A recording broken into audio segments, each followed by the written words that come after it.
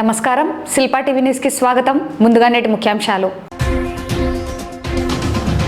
విశ్వనగర్ లో PMFME పథకం కింద SS డైరీ యూనిట్ ను సందర్శించి ప్రారంభించిన జిల్లా కలెక్టర్ రాజ్కుమారి గనియా.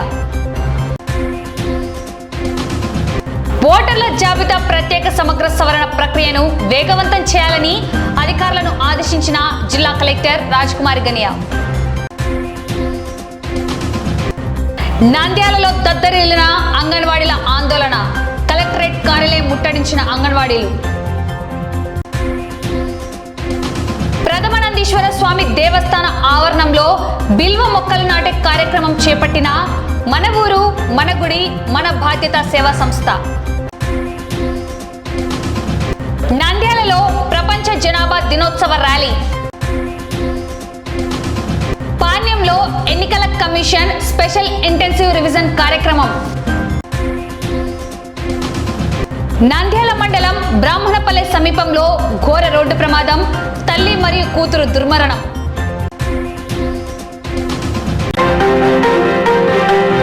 జిల్లాలో ఆహార శుద్ధి పరిశ్రమలు, సూక్ష్మ, చిన్న, మధ్య తరహా పరిశ్రమల అభివృద్ధికి అపారమైన అవకాశాలు ఉన్నాయని, వాటిని సద్వినియోగం చేసుకొని గ్రామీణ యువత, మహిళలు స్వయం ఉపాధి వైపు అడుగులు వేయాలని జిల్లా కలెక్టర్ రాజ్కుమారి పిలుపునిచ్చారు. శుక్రవారం నంద్యాల పట్టణంలోని విశ్వనగర్లో ప్రధానమంత్రి formalisation of micro food processing enterprises పథకం కింద సుబ్బరాయుడు, సుబ్బలక్ష్మి దంపతుల ఆధ్వర్యంలో ఏర్పాటు చేసిన SS dairy milk and curd processing యూనిట్ను కలెక్టర్ ప్రారంభించారు. యూనిట్లో తయారు చేస్తున్న పాలు, పెరుగు, మజ్జిగ, నెయ్యి, ఫ్లేవర్డ్ మిల్క్ తదితర ఉత్పత్తుల తయారీ ప్రక్రియను పరిశీలించి నిర్వాహకులకు పలు సూచనలు చేశారు. ఈ సందర్భంగా జిల్లా కలెక్టర్ మాట్లాడుతూ PMFME పథకం ద్వారా గ్రామీణ ప్రాంతాల్లో చిన్న తరహా ఆహార శుద్ధి పరిశ్రమలకు ప్రభుత్వం సబ్సిడీతో పాటు బ్యాంకుల ద్వారా క్రెడిట్ లింక్డ్ రుణ సదుపాయం కల్పిస్తోందన్నారు. ఈ అవకాశాలను సద్వినియోగం చేసుకొని స్థానిక వనరుల ఆధారంగా మరిన్ని పరిశ్రమలను స్థాపించాలని సూచించారు. విశ్వనగర్లో ఏర్పాటు చేసిన ఈ milk and curd processing unit సుమారు 18.14 లక్షల వ్యయంతో స్థాపించబడిందన్నారు. ఇందులో ప్రభుత్వం నుంచి 6.35 లక్షల సబ్సిడీ, బ్యాంకు ద్వారా రుణం, యజమాని స్వంత పెట్టుబడితో యూనిట్ ఏర్పాటు చేయడం జరిగిందన్నారు. జిల్లా యంత్రాంగం, బ్యాంకర్లు సమన్వయంతో పనిచేయడం వల్ల ఈ యూనిట్ విజయవంతంగా స్థాపించబడిందని తెలిపారు. ఇలాంటి సూక్ష్మ పరిశ్రమలు గ్రామీణ ప్రాంతాల్లో కుటీర పరిశ్రమలుగా అభివృద్ధి చెందడంతో పాటు స్థానికంగా 5 నుంచి 10 మందికి ఉపాధి అవకాశాలు కల్పిస్తాయని కలెక్టర్ పేర్కొన్నారు. సమర్థవంతంగా నిర్వహిస్తే నెలకు 2 నుంచి 3 లక్షల వరకు ఆదాయం ఆర్జించే అవకాశం ఉంటుందని చెప్పారు. ఇటువంటి పరిశ్రమలు కుటుంబాల ఆర్థిక అభివృద్ధికి, గ్రామీణ ఉపాధి విస్తరణకు దోహదపడతాయని తెలిపారు. జిల్లాకు PMFME పథకం కింద మొత్తం 56 యూనిట్ల లక్ష్యం ఉండగా ఇప్పటి వరకు 26 యూనిట్లకు బ్యాంకుల ద్వారా రుణాలు మంజూరయ్యాయని తెలిపారు. మిగిలిన యూనిట్లను కూడా రాబోయే 2-3 నెలల్లో పూర్తి చేసేలా అధికారులు, బ్యాంకర్లు సమన్వయంతో చర్యలు చేపట్టాలని కలెక్టర్ ఆదేశించారు. నాబార్డ్ AGM కార్తికేయ, జిల్లా ఉద్యాన శాఖ అధికారి నాగరాజు, జిల్లా పశుసంవర్ధక శాఖ అధికారి గోవింద నాయక్, LDM అయ్యప్పారెడ్డి తదితరులు కలెక్టర్ వెంట ఉన్నారు.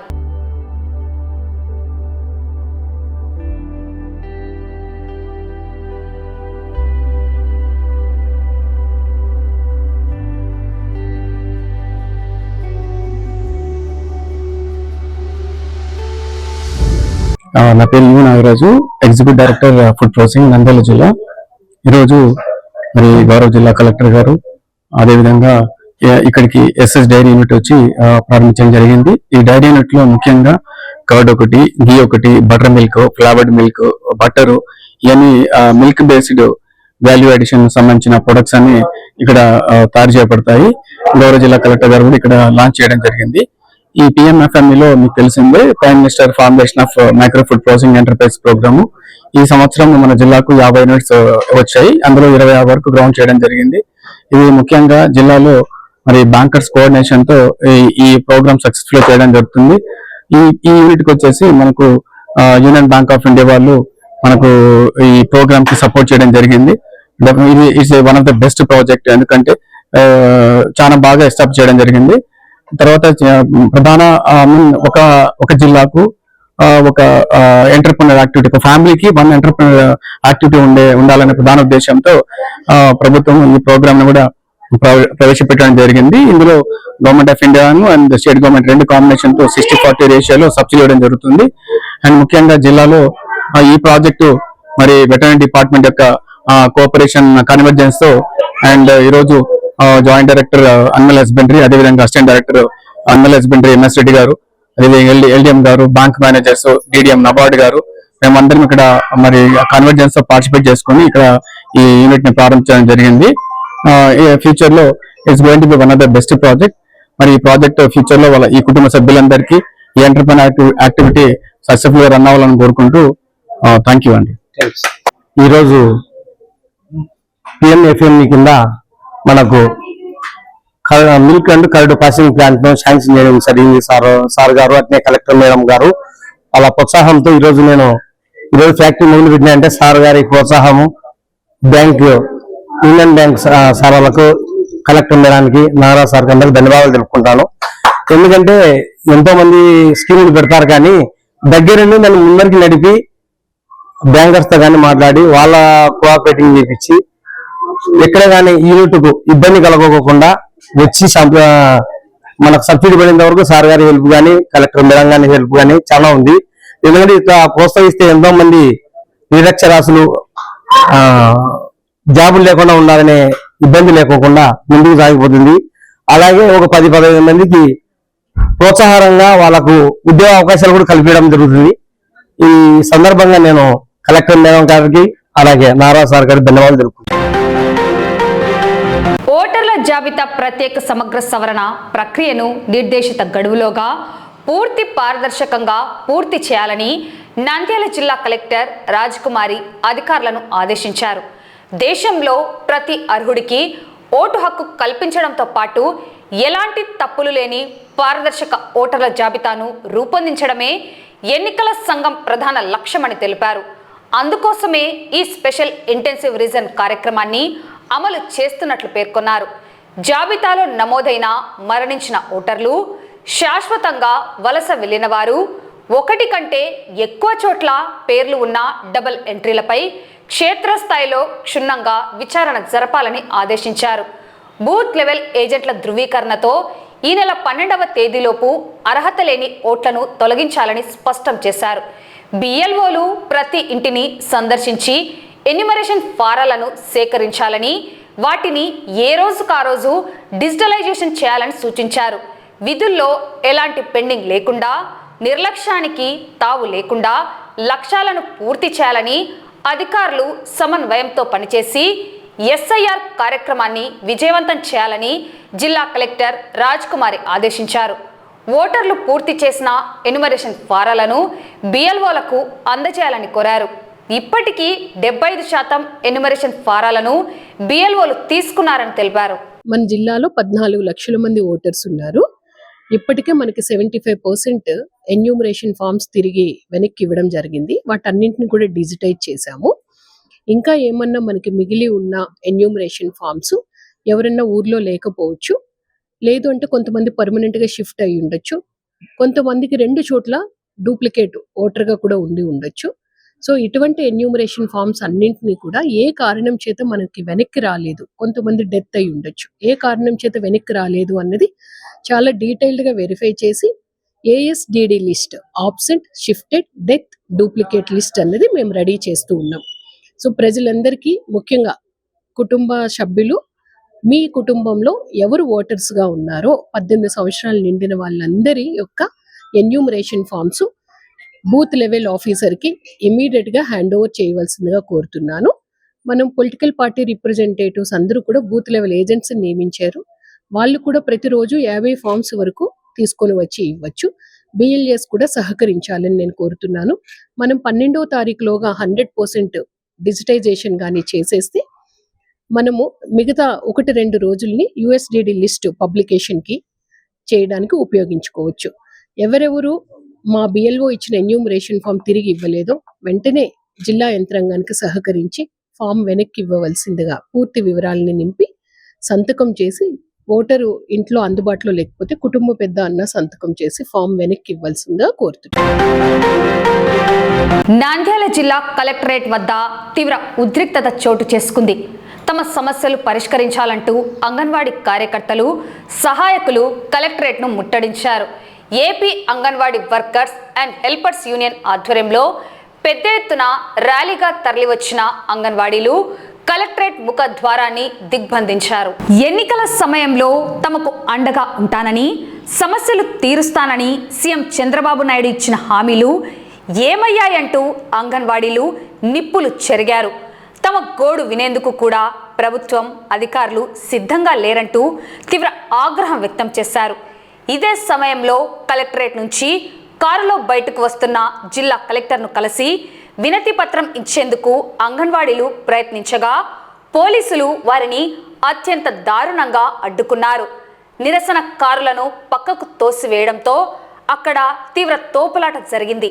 పోలీసుల తీరుపై మండిపడుతూ అంగన్వాడీలు హైవే పైనే బైఠాయించి బైపాస్ రోడ్డును దిగ్బంధించారు. ప్రభుత్వానికి, అధికారులకు వ్యతిరేకంగా పెద్దపెట్టున నినాదాలు చేస్తూ రోడ్డుపైనే ఆందోళనకు దిగడంతో ట్రాఫిక్ స్తంభించింది. రాష్ట్ర వ్యాప్తంగా జిల్లా కలెక్టర్ కార్యాలయం దగ్గర మరి నల్ల చీరలతో నిరసన వ్యక్తం చేయడం జరుగుతుంది. మరి ఎంపీడీఓ ఆఫీసు అక్కడ నుండి మేము ర్యాలీగా కలెక్టర్ ఆఫీస్ కు రావడం జరిగింది. మరి ఎందుకు మా యొక్క మమ్మల్ని అంటే ప్రభుత్వం గుర్తించడం లేదు. రాష్ట్ర ప్రభుత్వం మా మీద చాలా నిర్లక్ష్య వైఖరితో ఉంది. ఆ రోజు 42 రోజుల సమ్మెలో మా దగ్గరకు వచ్చి మీకు ఖచ్చితంగా మేము జీతాలు పెంచుతాం, మన ప్రభుత్వం వస్తే ఖచ్చితంగా మిమ్మల్ని మేము ఆదుకుంటాం అని చెప్పిన నాయకులు ఈ రోజు ఏమైనారని మేము నిలదీస్తున్నాం. మరి మా యొక్క పరిభారం పెరుగుతుంది రోజు రోజుకు. 26,000 వేతనము సుప్రీంకోర్టు నిర్ణయించింది. కానీ ఇంతవరకు మాకు వేతనం పెంచుతామని చెప్పడం లేదు. పనిభారం అధికంగా చేస్తున్నారు. మరి 5-6 యాప్లు పెట్టినారు. నవచేతన యాప్ అని ప్రతి పిల్లవాడిని పుట్టినప్పటి నుండి 5 సంవత్సరాల పిల్లవాడిని ప్రతి ఇంటికి వెళ్లి స్క్రీన్ చేయాలంటున్నారు. మరి అది ఎంత భారమైందో మాకు తెలుసు. ఇన్ని రకాలుగా మమ్మల్ని శిక్షలు విధిస్తున్నారు కానీ మాకు కడుపు నిండట్లేదయ్యా, మా కడుపు నింపండి అంటే ఇంతవరకు మమ్మల్ని పట్టించుకోవడం లేదు. ఈ రోజు సంక్షేమ పథకాలు లేవు. సంక్షేమ పథకాలు అనేది లేకుండా చేసినారు. మీరు గవర్నమెంట్ ఉద్యోగస్తులు అంటున్నారు. మరి గవర్నమెంట్ ఉద్యోగస్తులు అన్నప్పుడు గవర్నమెంట్ తో సమానంగా మాకు జీతాలు పెంచాలి. అదే విధంగా PF, ESI సౌకర్యం కల్పించాలి. ప్రభుత్వ ఉద్యోగులుగా గుర్తించాలి. అదే విధంగా మినీ అంగన్వాడీ సెంటర్లను మెయిన్ అంగన్వాడీ సెంటర్లుగా చేయాలని మా డిమాండ్స్. ఈ రోజు జూలై 10వ తేదీ మా కోరికలు ఏవైతే ఉన్నాయో ఆ కోరికలన్నీ ప్రభుత్వం దృష్టికి తెలియజేయడం జరిగింది. అందరి దగ్గర మేము ఈ రోజు ప్రతి ఒక్కరిని అడిగి ఈ యొక్క ధర్నాను, ఈ నిరసన చేపడుతూ ఉన్నాం. కానీ నిర్లక్ష్య వైఖరి అనేది తీసివేసి మా అంగన్వాడీ కింద పునాది ఏ విధంగా ఉంది పునాదిని చూడకుండారు, పైన బిల్డింగ్లనే చూస్తున్నారు. మేము ఇంత కింది స్థాయి నుండి పిల్లలను, తల్లులను, గర్భవతులను, బాలింతలను, మురికివాడల్లో ఉన్న వాళ్ళను అందరినీ మేము పోగు చేసి ప్రజలకు అనేక సేవలు చేస్తున్న మమ్మల్ని విస్మరించి ప్రజలకు ఏమనుకుంటున్నారు, వీళ్ళు ఎప్పుడూ రోడ్ల మీద ఉంటున్నారు, వీళ్ళకేమి ఇంత జీతాలు వస్తున్నాయి కానీ ఇంకా రోడ్ల మీద తిరుగుతున్నారు అనేది ఆ ప్రజలలో ఉంది. కానీ మాకు జీతాలు ఇంతవరకు 2019 నుండి పెరగలేదు. ఖచ్చితంగా కనీస వేతనం మేము 26,000 అడుగుతున్నాం. ఖచ్చితంగా మాకు 26,000 వేతనం ఇవ్వాలి. ప్రభుత్వ ఉద్యోగులుగా గుర్తించాలి. సంక్షేమ పథకాలు అమలు చేయాలి. మా డిమాండ్స్ అన్ని ఈ రోజు ప్రభుత్వం వెంటనే మాకు సమాచారం అందించవలసిందిగా మేము కోరుతున్నాం. లేని పక్షంలో ఇంకా పెద్ద ఎత్తున మా యొక్క నిరసనను వ్యక్తం చేస్తామని తెలియజేస్తున్నాం. అంగన్వాడీల కనీస వేతనం 26,000 ఇవ్వాలని చెప్పి గత ప్రభుత్వం ఉన్నప్పుడే 42 రోజుల పాటు సమ్మె చేసినటువంటి పరిస్థితి రాష్ట్రంలో ప్రజలందరికీ తెలుసు. అయితే 42 రోజుల సమ్మె సందర్భంగా ఈ రోజునటువంటి ముఖ్యమంత్రి తనయుడు వీళ్ళిరువురు టీడీపీ నాయకులందరూ కూడా సమ్మె శిబిరాల దగ్గరికి వచ్చి వేతనాలు పెంచుతాం, మీ డిమాండ్ న్యాయమైంది, మేము వస్తే మీ డిమాండ్ పరిష్కారం చేస్తామని చెప్పి హామీ ఇచ్చారు. కానీ 2 సంవత్సరాలు పూర్తయినా కనీస వేతనం 26,000 అమలు చేయకోకుండా ప్రభుత్వం నిర్లక్ష్యం వహిస్తా ఉంది. మరోవైపు రకరకాల యాప్ల భారాలు మోపుతూ అంగన్వాడీ మీద తీవ్ర భారాన్ని మోపుతున్న పరిస్థితి ఉంది.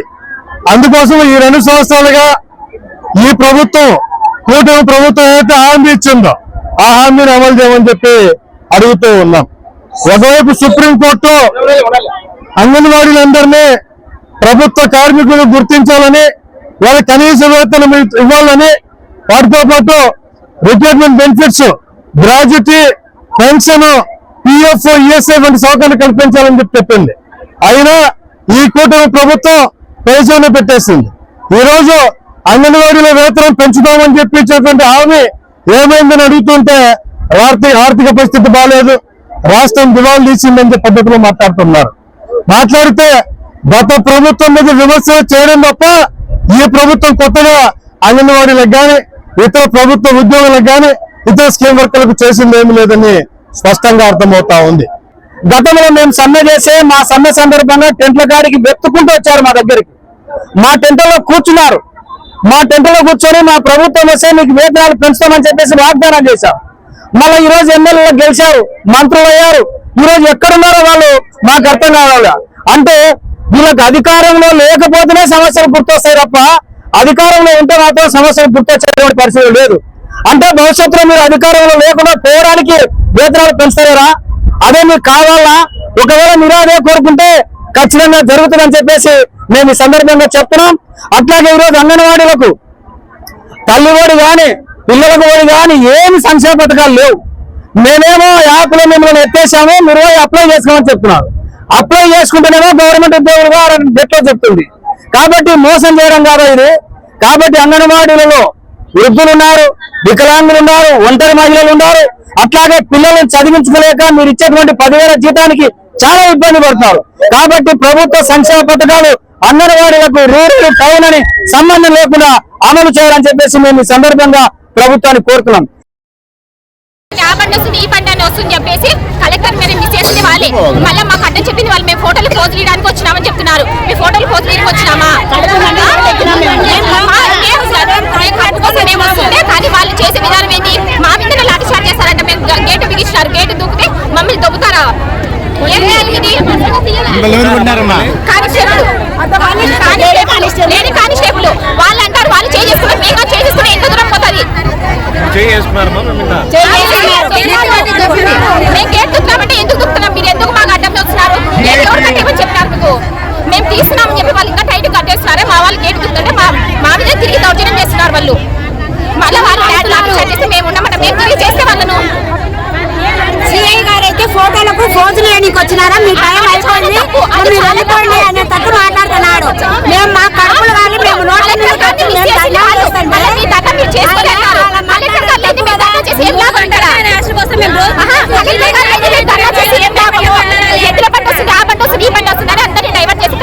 బయటికి పంపించేస్తున్నారు. ఇప్పుడు మీరు శాంతియుతంగా ధర్నా చేసుకుంటే ఎవరి కోసం చేసుకోవాలి? మేము ఇక్కడ మా బాధలు ఎవరు వింటారు? నంద్యాల పరిధిలోని ప్రముఖ శైవ క్షేత్రాలైన నవనందుల ఆలయాల్లో పర్యావరణ పరిరక్షణతో పాటు ఆధ్యాత్మికను పెంపొందించేందుకు మన ఊరు మన గుడి మన బాధ్యత సేవా సంస్థ సరికొత్త కార్యక్రమానికి శ్రీకారం చుట్టింది. నంద్యాల పట్టణంలోని ప్రథమ నందీశ్వర స్వామి దేవస్థాన ఆవరణంలో ఈరోజు సంస్థ ఆధ్వర్యంలో బిల్వ మొక్కలు నాటే కార్యక్రమాన్ని అత్యంత ప్రతిష్టాత్మకంగా నిర్వహించారు. దేవాదాయ శాఖ అధికారులతో పాటు స్థానిక భక్తులు భారీ సంఖ్యలో పాల్గొని ఈ సత్సంకల్పంలో భాగస్వాములయ్యారు. నంద్యాల పట్టణంలో ఆధ్యాత్మికత ఉట్టిపడేలా మన ఊరు మన గుడి మన బాధ్యత సేవా సంస్థ సరికొత్త సేవా కార్యక్రమాన్ని చేపట్టింది. నవనందుల పరిధిలోని ఆలయాలను పచ్చదనంతో నింపే లక్ష్యంతో ప్రథమనందీశ్వర స్వామి దేవస్థాన ప్రాంగణంలో బిల్వ మొక్కలను నాటారు. సంస్థ వ్యవస్థాపక అధ్యక్షుడు శివకుమార్ రెడ్డి నేతృత్వంలో జరిగిన ఈ కార్యక్రమంలో స్థానిక ప్రజలు భక్తులు ఉత్సాహంగా పాల్గొని మొక్కలు నాటారు. ఈ కార్యక్రమానికి ముఖ్య అతిథులుగా దేవాదాయ శాఖ అసిస్టెంట్ కమిషనర్ పాండు రంగారెడ్డి అలాగే ఆలయ ఈవో హాజరయ్యారు. దేవాలయాల ఆవరణాలను పచ్చదనంతో పవిత్రమైన బిల్వ వృక్షాలతో నింపేందుకు ముందుకు వచ్చిన సేవా సంస్థ ప్రయత్నాన్ని అధికారులు అభినందించారు. కేవలం ఈ ఒక్క ఆలయానికే పరిమితం కాకుండా నవనందుల పరిధిలోని అన్ని ప్రముఖ ఆలయాల్లోనూ ఇదే విధంగా బిల్వ మొక్కలను నాటి వాటి సంరక్షణ బాధ్యతలు చేపడతామని సంస్థ వ్యవస్థాపక అధ్యక్షుడు శివకుమార్ రెడ్డి స్పష్టం చేశారు. ఆలయాల పవిత్రతను కాపాడటంలో ప్రతి ఒక్కరూ భాగస్వాములు కావాలని ఆయన పిలుపునిచ్చారు.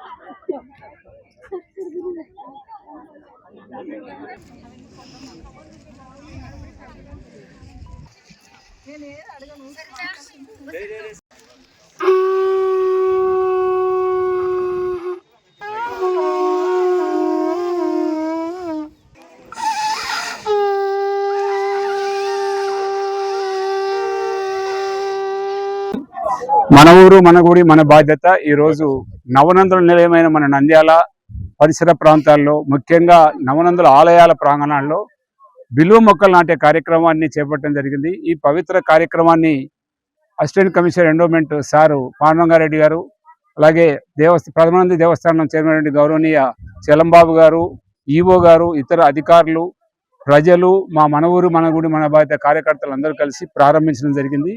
ఈ కార్యక్రమంలో మొత్తం 1500 బిల్వం చెట్లు తెప్పించి కడియం నుండి వివిధ దేవాలయాల్లో నాటించే కార్యక్రమం ఈరోజు ప్రజలతో మొదలవుతా ఉంది. దీన్ని దేవస్థానం వారు సహకరించి వీటిని సంరక్షిస్తామని వారు ముందుకు రావడం మాకు ఎంతో ఆనందాన్ని ఇచ్చే విషయం. రాబోయే రోజుల్లో ఈ మహావృక్షాలుగా ఎదిగి శివుడికి ప్రీతిపాత్రమైనటువంటి బిల్వం మొక్కలు మానులుగా మారి ప్రజలకు ఉపయోగపడాలనేది మా యొక్క ఆకాంక్ష. రేపు మహానందిలో కూడా ఇదే వనమహోత్సవ కార్యక్రమం ఉంది. రేపు అక్కడ ఈ కార్యక్రమాన్ని 10 గంటలకు అందరం వెళ్ళి అందులో కూడా పాల్గొంటున్నాం. శ్రీ పద్మనందీశ్వర స్వామి దేవస్థానంలో ఈరోజు మొక్కలు నాటే కార్యక్రమం జరగడం జరిగింది. ఈ మొక్కలు దాదాపు 150 దాకా నాటడం జరుగుతోంది.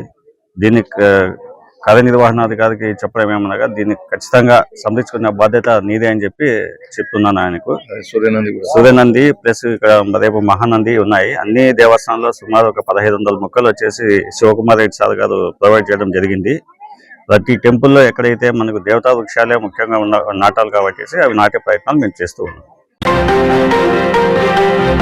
నంద్యాల జిల్లా కేంద్రంలో ప్రపంచ జనాభా దినోత్సవాన్ని పురస్కరించుకొని వైద్య ఆరోగ్య శాఖ ఆధ్వర్యంలో భారీ ర్యాలీ నిర్వహించారు. ఈ కార్యక్రమాన్ని జిల్లా వైద్య ఆరోగ్య శాఖ అధికారి డాక్టర్ వెంకటరమణ జెండా ఊపి ప్రారంభించారు.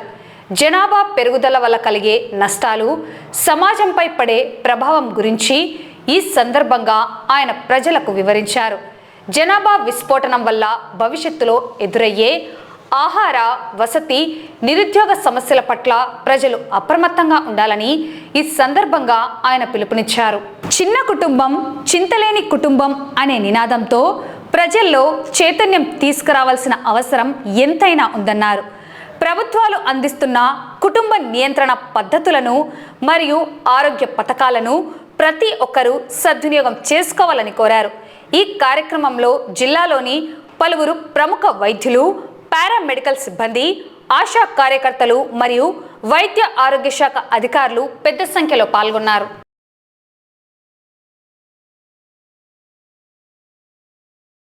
జూలై 11 తేదీన వరల్డ్ పాపులేషన్ డే, అంటే ప్రపంచ జనాభా దినోత్సవం.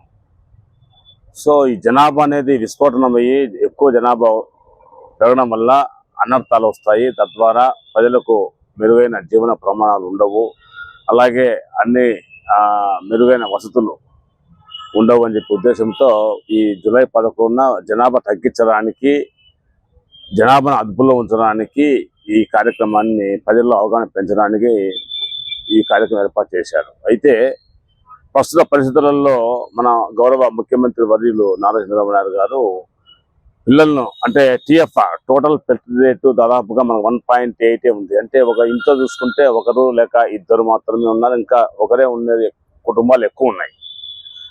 అందువల్ల ఇది అంటే గతంగా మనం 2047 తీసుకుంటే, స్వర్ణాంధ్రప్రదేశ్ తీసుకుంటే ఆదాయం కల్లా కూడా మనకు యువత తగ్గిపోతుంది. యువత అనే వాళ్ళు ఉండదనే ఉద్దేశం ఎక్కువ కావడము, తద్వారా యువశక్తి లేకపోవడం వల్ల ఈ అభివృద్ధిలో భాగంగా యువకులు లేకపోవడం వల్ల దేశం వెనుకబడిపోతుంది, రాష్ట్రం వెనుకబడిపోతున్న ఉద్దేశంతో గౌరవ మంత్రివర్యులు 2 లేక 3 కన్నా కూడా వారికి 4 కన్నా కూడా వారికి అందరికీ కూడా ప్రోత్సాహకాలుగా ప్రకటించారు. కాబట్టి ఇప్పుడు ప్రస్తుత పరిస్థితులలో ఈ వరల్డ్ పాపులేషన్ డే జూలై 11వ తేదీన మనము ప్రజలకు అవగాహన కల్పించాల్సిన అవసరం ఏంటంటే కుటుంబనిత ఆపరేషన్లో 1కి 2కి తీసుకోకుండా 3 కానివ్వండి 4 కానివ్వండి చెప్పేసి మనము ఎంకరేజ్ చేయాల్సిన అవసరం ఉంది. అలాగే ముఖ్యంగా బిడ్డకు మధ్య ఎడం అనేది ఒక బిడ్డ కలిగిన వెంటనే మళ్ళా ఎడము, మళ్ళీ 2వ బిడ్డకి ఎడము, అట్లా గ్యాప్ ఇవ్వడం వల్ల తల్లికి ఆరోగ్యంగా ఉంటుంది. అలాగే పుట్టిన బిడ్డ కూడా ఆరోగ్యంగా ఎదుగుదల బాగుంటుందనే ఉద్దేశంతో ఈ జనాభా ఉద్దేశం ఈసారి ఈ టీం వచ్చేసి గ్యాప్ ఇవ్వాలి, ఎక్కువ మంది పిల్లలకు ఎడం ఉన్నారని చెప్పే ఉద్దేశంతో ఈ రోజు ఈ కార్యక్రమాన్ని రేపు చేయాలి. సెకండ్ సాటర్డే కాబట్టి ఈ రోజు ముందు చేస్తున్నాం. అలాగే వారమంతా చేయొచ్చు, ఎప్పుడైనా చేయొచ్చు. కాబట్టి ఇది జిల్లా వ్యాప్తంగా అంగన్వాడీ స్కూల్స్, తర్వాత మన ఆశాలు, ఏఎన్ఎంలు, అలాగే ఎమ్మెల్యేస్లు, సచివాలయంలో విలేజ్ క్లినిక్స్, పిఎస్సీలు అన్ని చోట్ల కూడా ఈ కార్యక్రమాన్ని నిర్వహిస్తున్నాము. ఈ వారం రోజులు కంటిన్యూగా ప్రజల్లో అవగాహన పెంచి, ముఖ్యంగా మనం చూసాము చాలా చోట్ల ఇప్పటికి కూడా బిడ్డలు కలగకోకుండా ఎక్కువగా ఈ ఫెర్టిలిటీ సెంటర్స్ కూడా ఎక్కువైపోతున్నాయి. అంటే యువతుల్లో కానీ ఈ ఇన్ఫెర్టిలిటీ అనేది ఎక్కువైతుంది. కాబట్టి బిడ్డలను మనం ఆరోగ్యంగా వాళ్ళందరినీ కూడా మనం ఎక్కువ మందిని కనాలనే ఉద్దేశంతో ఈ వరల్డ్ పాపులేషన్ సందర్భంగా బిడ్డకు ఎడం ఉండడము, అలాగే ఎక్కువ మంది పిల్లల్ని కూడా కనమని చెప్పేసి మనము ప్రజలకు ఆహ్వానం కల్పిస్తూ ఈ రోజు ఈ కార్యక్రమాన్ని నిర్వహిస్తూ ఉన్నాము. దీనికి సంబంధించి మా యొక్క డిపార్ట్మెంట్ తరఫున ర్యాలీ నిర్వహించి ప్రజల్లో అవగాహన పెంచడానికి ఈ రోజు ఈ ర్యాలీ నిర్వహిస్తాం. అలాగే సేమ్ ఇదే టైంలో జిల్లా వ్యాప్తంగా రేపు 8 వారం రోజులు కంటిన్యూగా ఈ కార్యక్రమాన్ని నిర్వహించడానికి మేమంతా అరేంజ్మెంట్ చేసుకుని ప్లాన్ చేశాము. అలాగే ఇంటింటికి వెళ్లి ఆశా వర్కర్లు, ఎమ్మెల్యేలు అందరూ కూడా వాళ్ళ సచివాలయం లెవెల్లో కూడా ఈ కార్యక్రమం నిర్వహించి ప్రజలకు అవగాహన కల్పిస్తాం. ఎన్నికల కమిషన్ ఆదేశాల మేరకు నంద్యాల జిల్లా పాణ్యం నియోజకవర్గంలో ఓటర్ల జాబితా ప్రత్యేక సవరణ కార్యక్రమం వేగంగా సాగుతోంది. ఇందులో భాగంగా పాణ్యం ఎంపీడీఓ కార్యాలయంలో బూత్ స్థాయి అధికారులు, రెవెన్యూ మరియు పంచాయతీరాజ్ అధికారులతో కర్నూలు జిల్లా joint collector Nurul Qamar IAS ఆధ్వర్యంలో ఒక కీలక సమీక్షా సమావేశాన్ని నిర్వహించారు. జాయింట్ కలెక్టర్ నూరుల్ కమర్ మాట్లాడుతూ ఎన్నికల కమిషన్ ప్రతిష్టాత్మకంగా చేపట్టిన ఈ స్పెషల్ ఇంటెన్సివ్ రివిజన్ కార్యక్రమాన్ని క్షేత్రస్థాయిలో పక్కాగా అమలు చేయాలని ఆదేశించారు.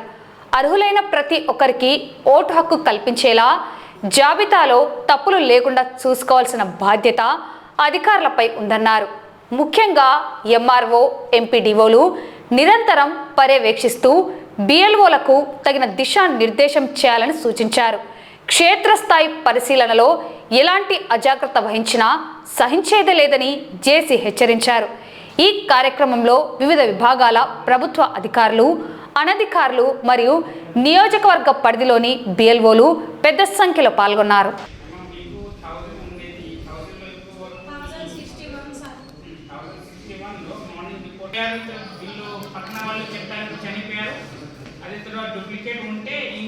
ప్రతిరోజు ఒక 100 అంటే 300 ఉంటే ఈ రోజు 100 చేసేటట్లు, రేపు 100 చేసేటట్లు.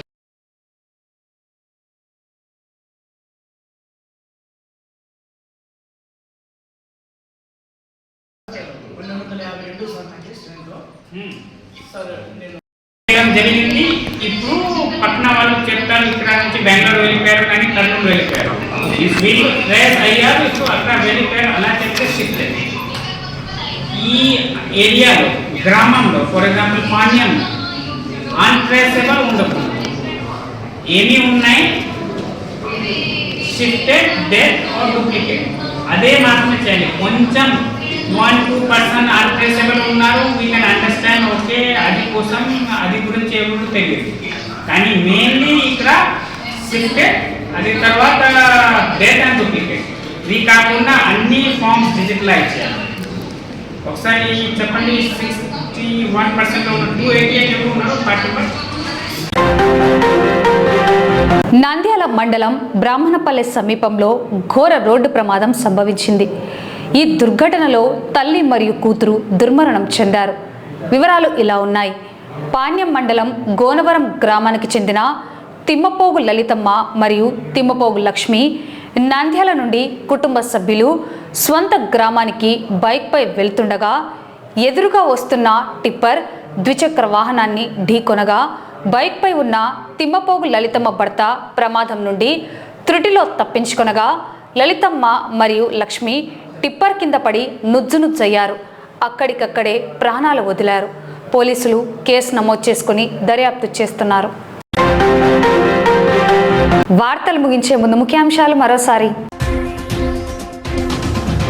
విశ్వనగర్లో PMFME పథకం కింద SS డైరీ యూనిట్ ను సందర్శించి ప్రారంభించిన జిల్లా కలెక్టర్ రాజ్కుమారి గనియా. ఓటర్ల జాబితా ప్రత్యేక సమగ్ర సవరణ ప్రక్రియను వేగవంతం చేయాలని అధికారులను ఆదేశించిన జిల్లా కలెక్టర్ రాజ్కుమారి గనియా. నంద్యాలలో దద్దరిల్లిన అంగన్వాడీల ఆందోళన, కలెక్టరేట్ కార్యాలయం ముట్టడించిన అంగన్వాడీలు. ప్రథమానందీశ్వర స్వామి దేవస్థాన ఆవరణంలో బిల్వ మొక్కలు నాటే కార్యక్రమం చేపట్టిన మన ఊరు మన గుడి మన బాధ్యత సేవా సంస్థ.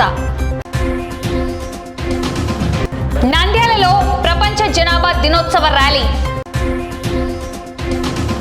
పాణ్యంలో ఎన్నికల కమిషన్ స్పెషల్ ఇంటెన్సివ్ రివిజన్ కార్యక్రమం. నంద్యాల మండలం బ్రాహ్మణపల్లె సమీపంలో ఘోర రోడ్డు ప్రమాదం, తల్లి మరియు కూతురు దుర్మరణం.